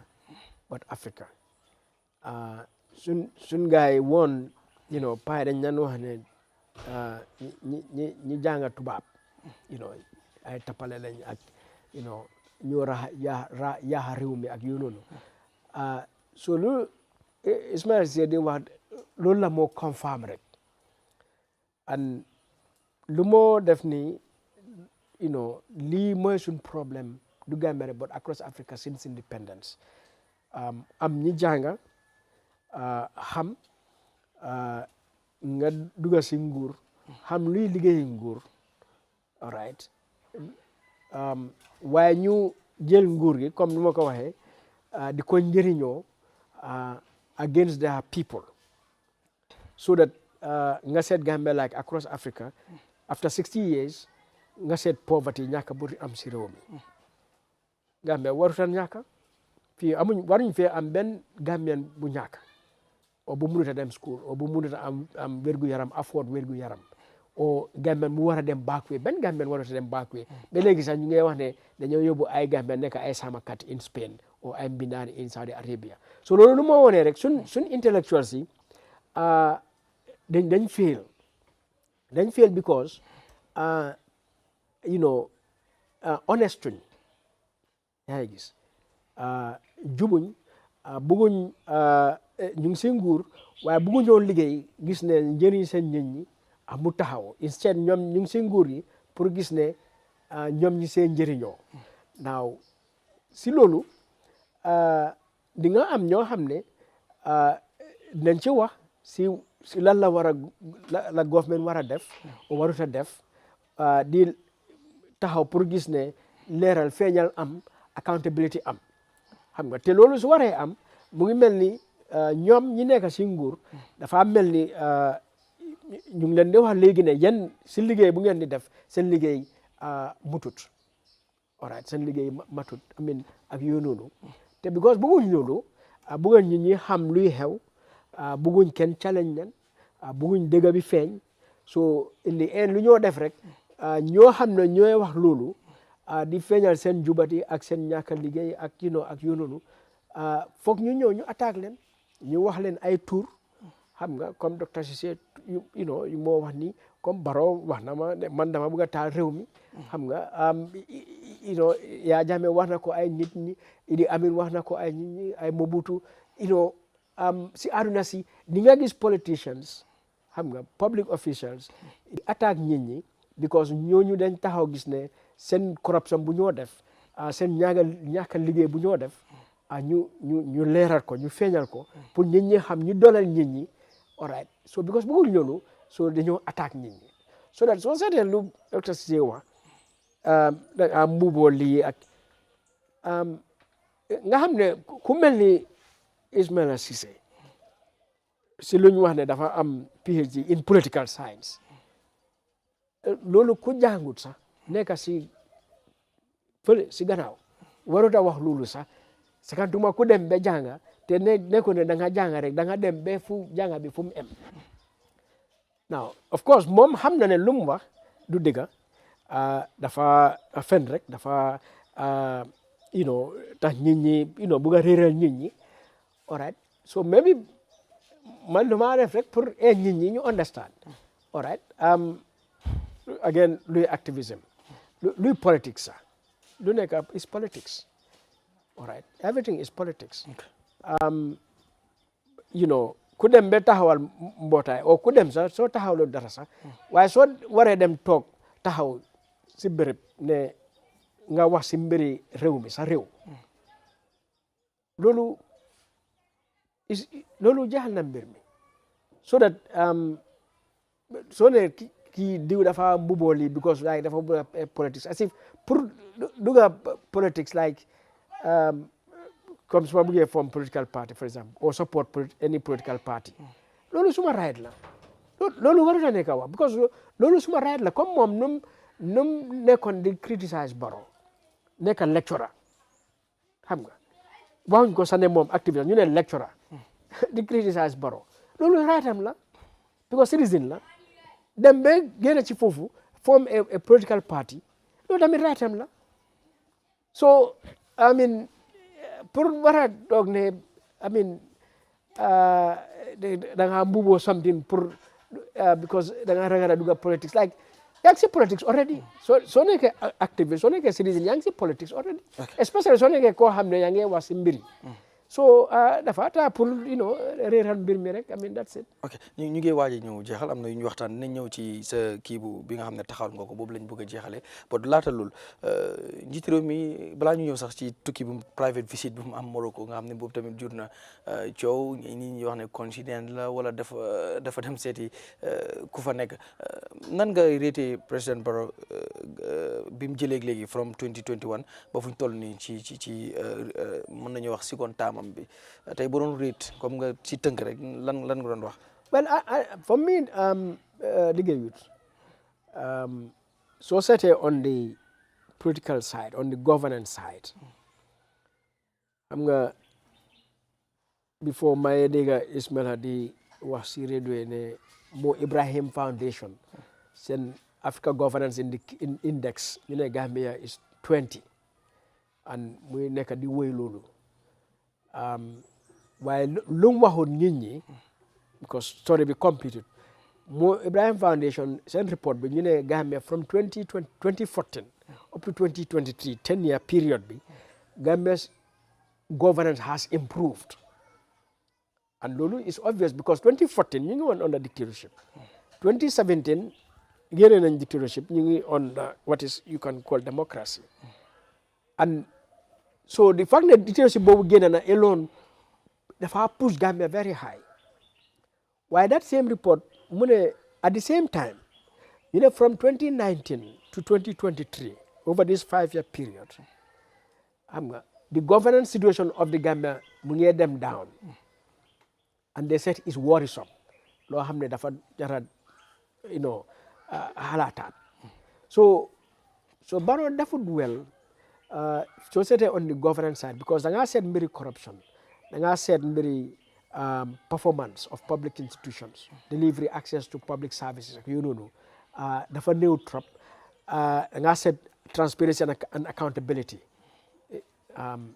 dafa néew trop but then soo seetee on the economic social side also di nga gis ne poverty again Gambia government ak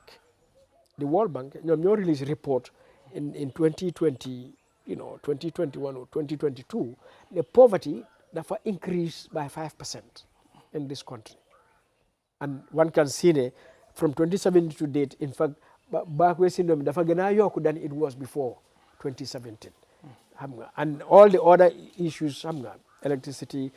services as I said ñëpp a ngi gën a am problem so that you look at other reforms whether legal or constitutional or institutional reforms,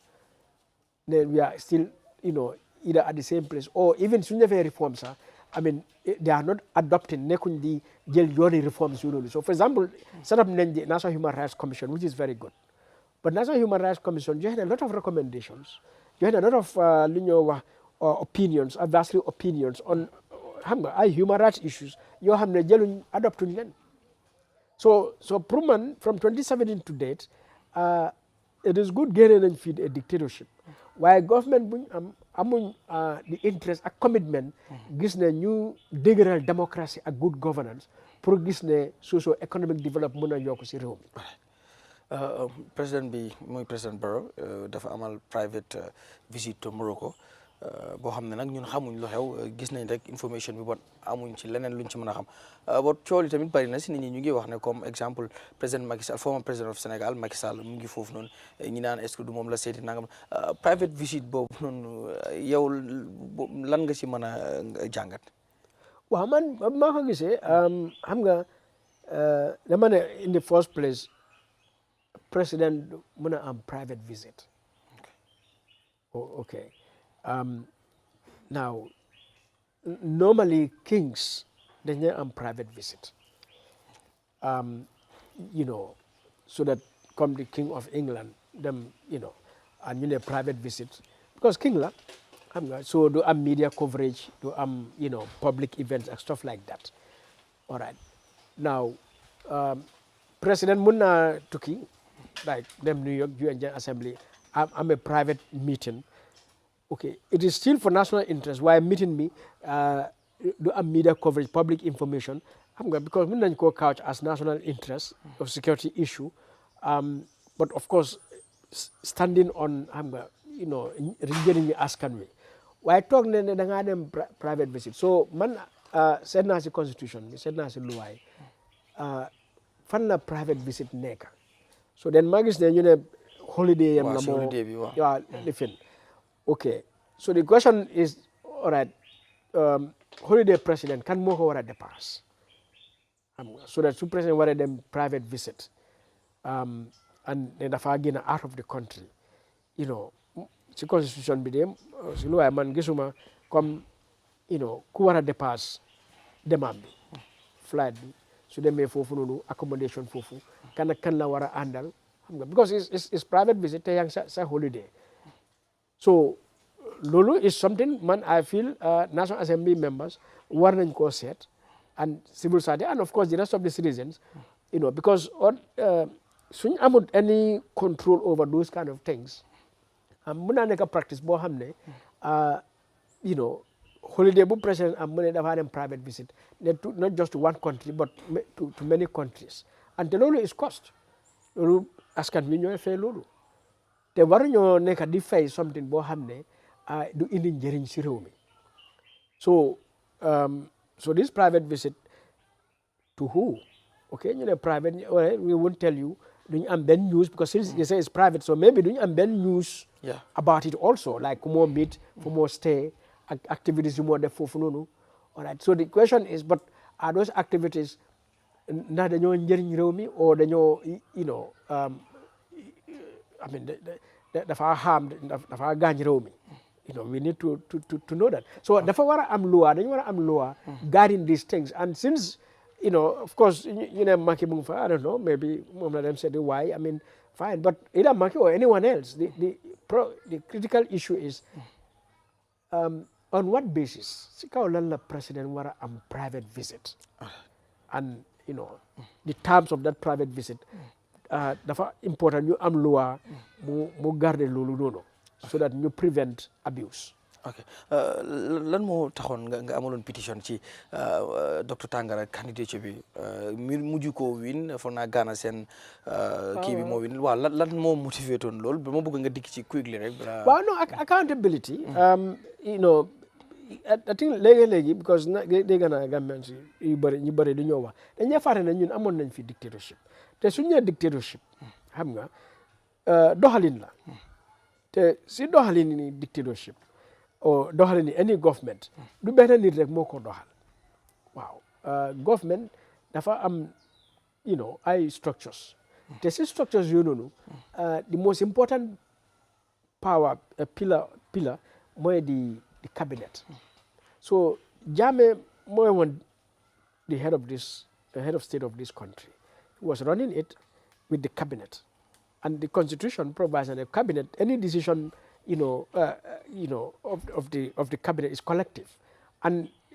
because you say to the governing the running of this country, so cabinet takes responsibility for everything that happens in this country. So for me, Sunye Gambia, there was a dictatorship and all these things happened, and Jammeh was the head of state. Yes, he should be held accountable, but also he wasn't doing this alone. So cabinet be they are the key policy makers, decision makers. You oversee the running of this country. So Sunjame be muna ne create a transitional justice program. You make sure there's accountability for that dictatorship, what happened. The man I feel that cabinet be with Jammeh, they also bear responsibility. And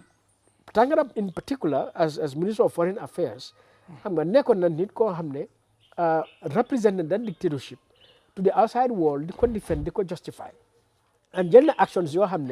that clearly shown contribute to the human rights violations because them on the beg Yahya Jammeh Mali to go and try to extradite Kunyo Wande Tafas was the president of the Gambia president at the time. Now, Kuwara Def Lulu, it means you are enabler of that dictatorship. And I don't see why such a person wara you back into the Gambia government, number one. Number two, wara halasa pour represent Gambia what? Somewhere else, in another platform, come like Commonwealth. So management Tahawai, it is based on that. Do Jammeh regularly wara TA as responsible. But his key enablers, say man key enablers are cabinet ministers, his parliamentarians, APRC parliamentarians, service chiefs, and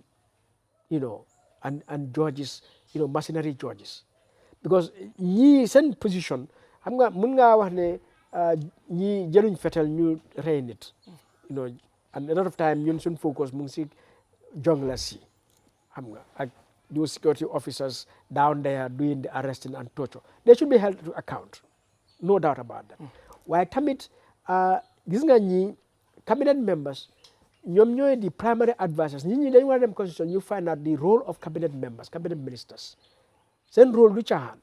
So ñoom they were providing direction and advice to Jammeh. So if that Jammeh nekkutoon di def lu war, they create ay junglers and the peace person has cabinet members dañ am constitutional responsibility ne ko look lii du yoon. All right? So dañ ko war a wax su bañee def ñu resign te tàngara deful loolu. Parliamentarians, all right? ñoom ñoo dem ñu approve the laws. So tey jii nii suñ toogee ñu ne national constitution be changed 57 times. Or create these laws, that laws, and stuff like that. Can I go create? So those parliamentarians in their parliament, they approve those laws. They are enablers. They are not different from Yahya Jammeh or Tangara. Then I'm service chiefs. So Yahya Jammeh deme mujel the NIA, they could use as a torture. You're going to director general of NIA. Or mujel I police did them the arrest. You're going to IGP. Or mujel I soldier, different junglers. You're going to CDS. For me, and taxawuloo gis ne loolu bu mu am xam nga waaye nga baa ko ci whether agree nga or not taxawuloo nga bañ ko su jaree sax nga resign then for me you are an enabler waaw different law ak Yahya Jammeh all right because ñooñu ñoo amee woon power or ñoo xam ne judges xam nga ñoo xam ne dañoo indi nit deful dara because Yahya Jammeh daf leen bëgg a tëj rek ñu jël décision rek tëj leen oh xam nga ministers o nga nekk attorney general xam nga dem di prosecute ay nit nga xam ne ñii defuñ dara because that is what Yahya Jammeh wants ñu ñëw ne Madi dafa bëgg a def coup prosecutors yi ñëw from Ministry of Justice yi di prosecute ñooñu noonu and you as the attorney general taxaloo ne non ñii case bi amul daa ko ci case bi so you are an enabler te ñooñu dañ leen war a téye accountable just like Yahya Jammeh. All right. ñu ñëw finally nga taxawal ab kuréel ñu dippee ko Edward Francis Small Center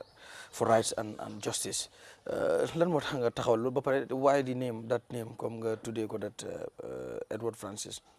Yeah. So Gambia, like I told you, man can see the policy and development process of the Gambia over the past 30 years. All right. So I know what laws, institutions, ak doxalin bi ak luy xew si Gambia yëpp. And lu ma gis comme ni ma ko waxee, number one, suñ government, you know, duy jaar si yoon. Du ñoo liggéey bu ñu leen santa ñu ngi passer alali réew mi ñu ngi violate rights yi loolu since independence ba tey jii culture boobu moo nekk di dox am nañ civil society fii am nañ opposition parties am nañ private sector am nañ the rest of the citizens waaye you know everyone is saying that ñu ngi si you know the development of the Gambia gis na daal Gambia dem kanam but at the same time luy xew si réew mi is you know is ñàkk bu dul jeex ñàkk liggéey dund bi cher nit ñi basic service ñu war a am duñ ko am and on top of that ñu ngi am ay loi so ku seet mbir mi den nga ne Gambia lan moo des what is the problem ñu ngi am ay loi am ay institutions am civil society am political parties am media waaye dëkk baa ngi ñàkk dëkk baa ngi si toroxtaange and stuff like that so xanaa lan moo des lu des lu manqué really so man dama toog laajte boobu noonu lan moo manqué ba dëkk bi mënut a am lu mu war a am dëkk bi mënut a nekk fu mu war a nekk dëkk bi demut kanam lu mu war a demee kanam so bu ma defee that assessment na realize ne lu manqué si suñ doxalin si suñ réew mi in everything mooy ne accountability moo amut waaw mu ngi mel ni nit ñi dañoo def lu leen ne dara du ci génn nit ñi dañ leen di aaye da ngaa toog fii courant ñëw courant dem na courant ñëw na waaye ñi nekk na rek ñu ngi am seen fay you know ñi gën a mag foofu noonu sax jox leen ay moto ñu ngi tukki fu nekk nawet you know ñu ngi dugal ay millions of dollars si biir nawet soo xamee 27 to date ñaata lañ dépassé si nawet da ngaa tiit den lu tax ñu nekk di ñàkk courant all the time ndax dañuy toog laajte loolu noonu lu waral loolu so man dama jël ne lu manqué si suñ development si suñ governance mooy ne accountability moo amut so te accountability su amut lu xew lu tubaab bi day wax impunity moo day xew because yaaxa moo day xew corruption luy xew ni human rights violations ak you know ñuy dinaa ñi yëpp te den dara du ci génn so su dara ci génnul rek dafa mel ni ñi sofa ñoom dañoo nekk di sofa rek waaw ñi am ñoom dañ nekk di am rek te loolu tamit dana moo xam ne moo day indi fitna si réew so c'est rek dëkk yëpp ñuy wax ne ñu ngi am civil war ñu ngi am conflict ak yu noonu soo seetee si biir a biir looy faa fekk rek mooy ne jubadi moo law si dëkk yu noonu te accountability amut so in the end you know am na kuy jóg fële rek jël you know fetel or jël something xam nga so that is why this organisation ñu taxawal ko pour gis ne ñu door di indi accountability si liggéey government so te ma toogee xalaat therefore because mënoon naa toog rek ne organisation bi mu ngi tudda accountability you know or mu ngi tudda Center for Rights and Justice xam nga because at the end of the day it comes to that rights and justice because suñ right la pour am electricity waaw ñi yaaxa dañ war a you know dañu war a yóbbu luwa so bu ma toogee di xalaat naka laa ko you know taxawalee o ban tuur laa ko jox ma ne suñ history so that soo demee suñ history di nga fekk benn waaju foofu ñu ko wax Edward Francis Small so man lu ma wax nii yëpp moom mu ngi ko waxoon 100 years ago si biir Gambia bi fii xam nga di taxaw xeex pour right am pour justice am pour gis ne nit ñi am baat gis ne government bi even though that time government bi colonial government la but government bi ñu make sure ñu protect rights Gambians te ne rek protect rights Gambians but Gambians sax am baat si doxal ni réew mi so mu ngi doon wax sax benn wax daan faral a wax loolu no taxation without representation waaw mu ne ñun suñ nit ñi duñ fay lempo foog ñu toog fu ñoo décider lempo boobu naka lañ koo user because that time colonial government bi tubaab yi ñooy governor tubaab yi ñooy ministers tubaab yi ñooy council ñooy ron everything benn nit ku ñu benn Gambien nekku fa so mu ne ñun suñ nit ñi du mun a fay tax di ko jox government bi waaye duñ toog si place boo xam ne foofu la ñoo décider tax bi niñ ko distribuer 100 years a wax loolu ndax nga ñëw 100 years later tey jii nii ñu ngi elect suñ own people di fay tax si ñoom ñu toog fii nii nga seet suñ suñ yoon yi tali wuñ leen amuñ courant ak yu noonu so dafa doy waar so loolu tax ma tuddee lifin bi te Edward Francis Small ma tuddee ko Edward Francis Small te Edward Francis Small du ne rek nañ use gars seen word bi activiste xam nga du ne rek activiste la de journaliste la woon tamit amoon na ay newspapers pour nit ñi xam nga di dem investigate violations ak di expose corruption ak yu noonu te du ne rek loolu la de trade unionist la woon soo déggee trade unionist mooy ne ku doon taxaw la pour rights yi liggéeykat yi so nekkoon na koo xam ne workers yi daf la daan xeexal pour ñu make sure ñu am good salary ñu am proper working conditions workers rights daal rights yi workers yi ñu protect ko so si kaw loolu sax organise sa protest yu bëri Banjul at that time in the 1920s te du loolu rek sax de moom lifin la xaw man kaa ko waxee ku doon xeex pour béykat yi so balangaar nekkoon na balangaar xeex na foofu xeex yu rëy gis ne suñ béykat yi suñ béyee ba pare xam nga ñu am because tubaab bi ñoo daan ñëw di jënd suñ gerte ak yu noonu waaye tubaab bi dañoo jënd si price ñoom lu ñu wax waaw ak nu leen neexee so nekkoon na nit ku taxawaloon pharmacie gis ne pharmacie ñu am good price soo boolee loolu noonu yëpp loolu tax ma tuddee ko Edward Francis Small so da mu nekk tamit something because Edward Francis Small remu fii ñi bëri xamuñ ko jànguñ ko properly I mean so that tamit leer na loo xam ne man ko tuddee as a way pour mun a inspire suñu young people yi because dafa raise the question but kan mooy Edward Francis Small so ñi ni suñ ko xamee ñu xam ne si biir Gambia fii 100 years ago amoon nañ koo xam ne mu ngi doon taxawal pour nit ñi seen rights. bi nga ko tuddee loolu bi nga ko taxawalee ba léegi li nga ci njëkk a def bokk na ci bind nga defe naa letter seen ko ci different institution bokk na ci office of the president si boobu la ñuy taxaw ngir xam lu jëm ci 2017 pick up truck yi nga xam ne joxe woon nañ ko fan la yóbbu nga ko fan la yëfi tollu léegi. tontanguñ ma. ok so comme ni ma ko waxee accountability moo tax ñu taxawal ko am nañ ñu ñoo wax access to information act mooy loi boo xam ne jox na right citizens pour ñu mën a laajte information boo xam ne public institutions yi ñu ngi ko amee ñu jox ñu ko te loolu dafa important si lu ñoo wax transparency and accountability so that ñu mën a prevent corruption ak human rights violations ak mën a make sure ne public institutions mën a def seen liggéey properly so si kaw loolu noonu on that law la binda to 6 institutions including office of the president loi bi may na leen up to 21 days pour ñu reply ma all right or any citizen ñu reply la wax na la information boo laajte mu ngi nii or information bi duñ la ko mën a jox because xam nga so si loi bi wax na ne am na yenn information because of privacy issues because of national security issues ak yooyu noonu am na information boo xam ne public institution mun lañ la aaye information boobu noonu because of that waaye foog ñu tontu la ñu wax la information boobu naka la nekkee national security issue or privacy or so mais duñ la ko mën a jox so 21 days bi jeexangut so maa ngi déglu gaay am na ñi ma tontu ñaari institution tontu nañ ma mooy GT board ak Gambia Ports Authority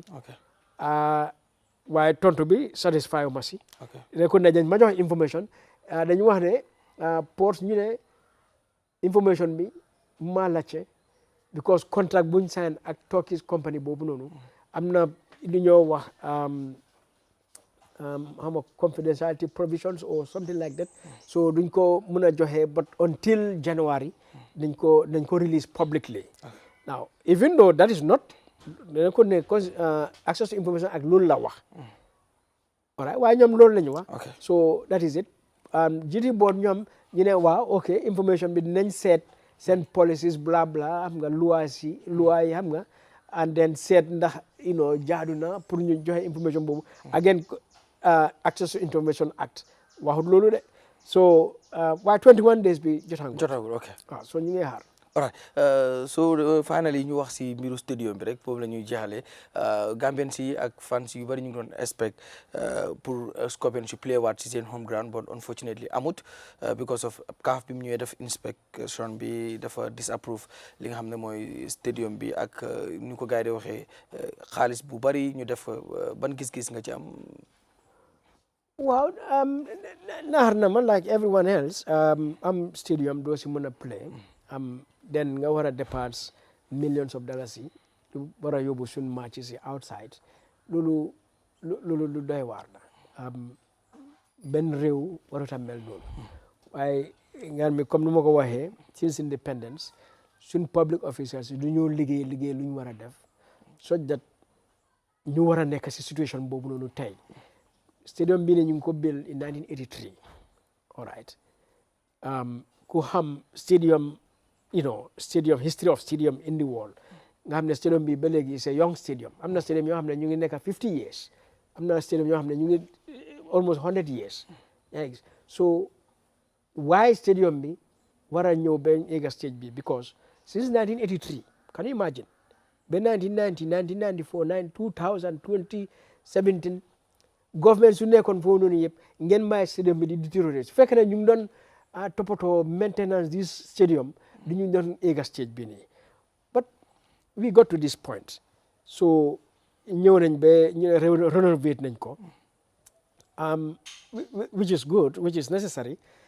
and then all of a sudden CAF ñëw ñu ne ba léegi stadium bi different because ñu ne I think ñu ne all other things are okay but there's grass bi now and ma ne waaw but why grass bi a whole government all right to maintain a grass I mean yaa ngi jënd moto $12 million all right grass boobu lu ko tax bem green ay chemicals maintenance boo war a def si grass boobu noonu du egu 12 million nga dem di jënd 12 million benn moto 12 million du benn moto du ñaari moto du 10 moto du 20 moto 80 something moto so again dafa wane ne government mi amuñ interest pour address yoo xam ne dëkk bi lu la soxla te ñun nekkul ne benn stadium lañ soxla a whole country since independence 60 years benn stadium bu ndaw bii nii in Bakaw te mënu leen koo maintain sax so we need nañ more stadium than this need nañ many mini stadium need nañ football pitches sports arenas yoo xam ne because sports rek mun naa develop this country beyond imagination because sports business la te lucrative business la in sports du ne business ñi sports men ñi and sports women ak yeneen business ñuy am su sports amee even yeen seen télé bi di ngeen si am something yaa ngi gis but even apart from that sports dafa tax ba jàmm am peace because people will be focused on that instead of doing crime sports dafa tax ba nit ñi opportunities yu ñoo am duñu am back way ak yoo noonu so ku war a buy sports and that experience and since independence moo ko waxee why government nga seen ministry of youth and sport demal seen budget luñ leen dee jox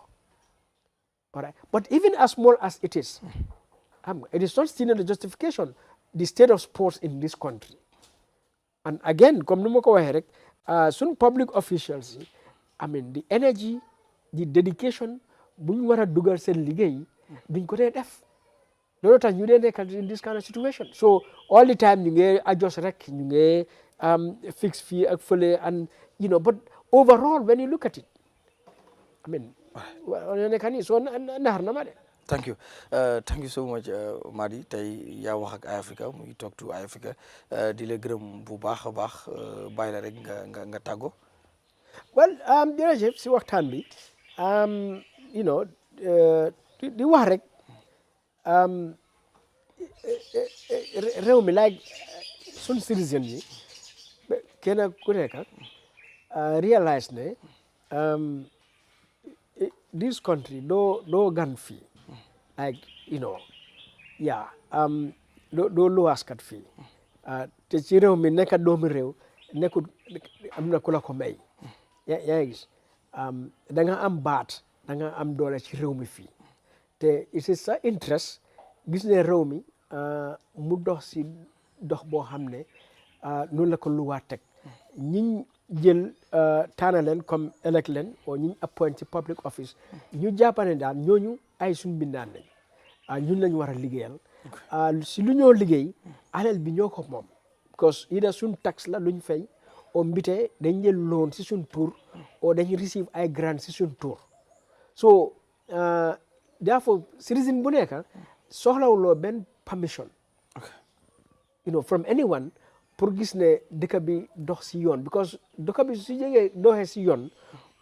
mooy sa njëriñ mooy sa ëllëg te mooy tax ba nga am security mooy tax ba nga am opportunities yoo xam ne da nga war tax ba nga am dunda bu baax ak yu noonu so lu ma wax rek and to end that mooy ne citizens taxaw leen comme doomu réew naka la war a taxawee pour ngeen am seen rights and freedom and development comme constitution bi ni mu ko waxee. thank you mi ngoog jaajëf yéen itam ñi nga xam ne yéen ñuy doon seetaan ci Talk to Africa TV di gërëm technical team bi Manga Boucheri Omar Fati Moussa Kanté Khadija Si ak Jaay bot di gërëm tamit benn yoon Gambien boo xam ne moo ñu solal liñ moo ñu ñëwal li ñu sol ni tey muy TOD's design nekk Bijulo nombre bi mooy 319 888 319 6888 nekk Bijulo di tudd Omar moom TOD's design di wax ne ku bëgg ci yii nii rek wala sax yu ko tax mun ngaa contact foofu di gërëm tamit Soros graphic design and printing moom it nga xam ne flyers yu dee kii yëpp moo ñu ko dee defaral képp ku bëgg rek printing ak printing boo bëgg rek boo jokkoo ki nga xam ne mooy Soros graphic design and printing dina la printing boo bëgg xeetu printing boo bëgg rek incha allah dina la ko defal Mr Jobarteh thank you so much si nu ñu joxe tey sa time te ñu ñëw thank you so much. Thanks. Yeah. Anytime. Yeah.